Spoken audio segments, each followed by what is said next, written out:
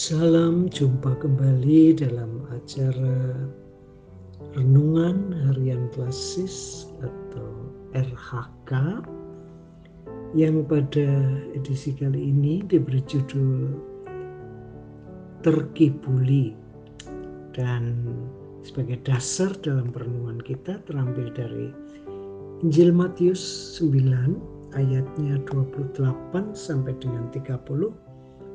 Demikian sabda Tuhan. Setelah Yesus masuk ke dalam sebuah rumah, datanglah kedua orang buta itu kepadanya, dan Yesus berkata kepada mereka, "Percayakah kamu bahwa aku dapat melakukannya?" Mereka menjawab, "Ya Tuhan, kami percaya." Lalu Yesus menjamah mata mereka sambil berkata, "Jadilah kepadamu menurut imanmu." Maka meleklah mata mereka, dan Yesus pun dengan tegas berpesan kepada mereka, katanya, "Jagalah supaya jangan seorang pun mengetahui hal ini." Amin. Berbahagia kita yang mendengar sabda Tuhan dan yang melakukannya dalam kehidupan sehari-hari. Bapak, Ibu, dan saudara-saudara jemaat di gereja-gereja Kristen Jawa, khususnya di Klasis Semarang Timur, pada zaman kemajuan saat ini, banyak hal sekarang bisa dilakukan melalui HP atau melalui online. Tidak terkecuali arisan pun bisa dan terjadi lewat online. Bahkan meminjam pun lewat online, atau lebih dikenal dengan pinjol atau pinjaman online. Apa-apa serba online. Tapi baru-baru ini kita dikejutkan. Banyaknya orang yang merasa putus asa karena dikejar-kejar oleh debt collector karena hutangnya menumpuk. Lebih celakanya kalau tidak bisa melunasi, nama mereka akan dicemarkan dan mereka akan dibully, dan tempat pekerjaannya pun dan HP-nya pun senantiasa diburu, ditelepon, dan orang yang meminjam itu menjadi putus asa dan kemudian stres. Dan juga banyak dari bisnis online yang juga ternyata tidak bisa dipercaya. Banyak mereka yang ingin hanya memburu uang dalam waktu dekat. Bapak, Ibu yang sangat dikasihi oleh Tuhan, banyaknya korban baik dari arisan online maupun pinjaman online.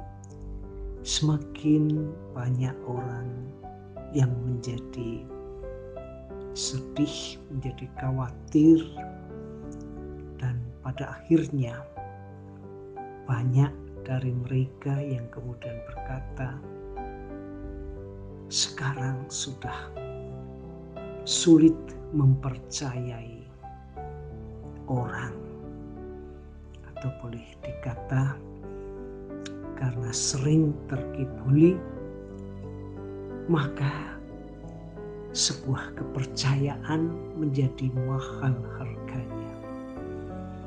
Bapak, Ibu yang sangat dikasihi oleh Tuhan, di dalam nats kita Injil Matius 9 ayat 28 sampai dengan 30, kita mengetahui bahwa meskipun dunia dan situasi saat ini banyak orang yang terkibuli dan menjadi sulit percaya, tapi masih ada yang dapat dipercaya dan itu benar-benar membawa berkat. Ya, tidak lain, tidak bukan hanya Tuhan Yesus. Di dalam Injil Matius 9 diceritakan di sana ada 2 orang buta yang kemudian memohon kepada Tuhan Yesus untuk disembuhkan. Tuhan Yesus tidak serta-merta menyembuhkan, tetapi menanyakan kepada mereka berdua, apakah kamu percaya aku dapat menyembuhkan kamu? Kemudian mereka menjawab, ya, aku percaya engkau dapat menyembuhkan. Dan apa yang terjadi, saudaraku? Ternyata Tuhan Yesus menyembuhkan mata kedua orang itu sehingga mereka bisa melihat kembali. Luar biasa. Hanya mengatakan, ya, aku percaya. Aku percaya, sebuah kata kunci di mana kemudian orang buta yang dahulunya buta diubahkan hidupnya menjadi diberkati. Luar biasa, hidupnya menjadi berubah, menjadi bisa melihat. Ya, hanya katakan, aku percaya. Bagaimana dengan kehidupan kita yang juga pernah mengalami, bahkan ada yang sering mengalami, ditipu dan kita menjadi sulit percaya lagi dalam kehidupan pada masa sekarang?